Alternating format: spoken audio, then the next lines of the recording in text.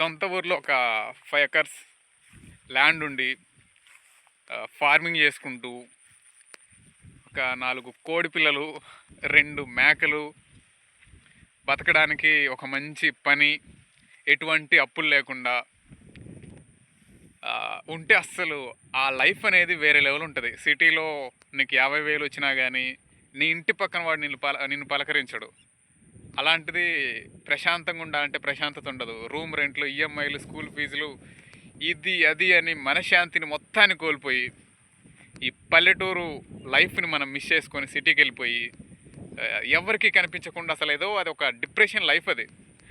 నాకు ఎప్పటి నుంచి అనిపించేది, అరే పల్లెటూరులో మంచి ఇల్లు కట్టుకోవాలి, 10 ఎకరాలు పొలంలో మధ్యలో మనం ఇల్లు వేసుకొని చుట్టూ మంచిగా పొలం వేసుకొని మనకు నచ్చిన, ఇప్పుడు చాలా ఉన్నాయి, మనకు నచ్చిన పని చేస్తూ చిన్నగా ఉన్నప్పటి నుంచి ఫస్ట్ క్లాస్ నుంచి డిగ్రీ, బీటెక్లు, ఎంసీఏలు, ఎంబీఏలు అయిపోయేంత వరకు పేరెంట్స్కి దూరంగా ఉండి చదువుకుంటూ ఉంటాం కదా. అంటే అప్పటికే ఒక 16-17 ఇయర్స్ పేరెంట్స్కి దూరంగానే ఉంటాం.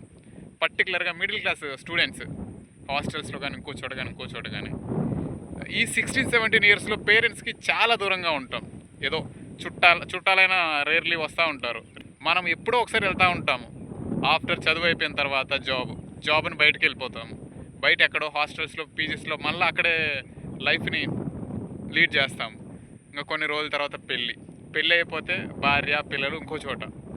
లైఫ్ అంతా మన ఫ్యామిలీని వదిలేసి ఎక్కడో ఉంటున్నాం తప్ప మన ఫ్యామిలీతో అయితే అస్సలు ఉండట్లేదు. ఇదైతే రాడ్ రియాలిటీ.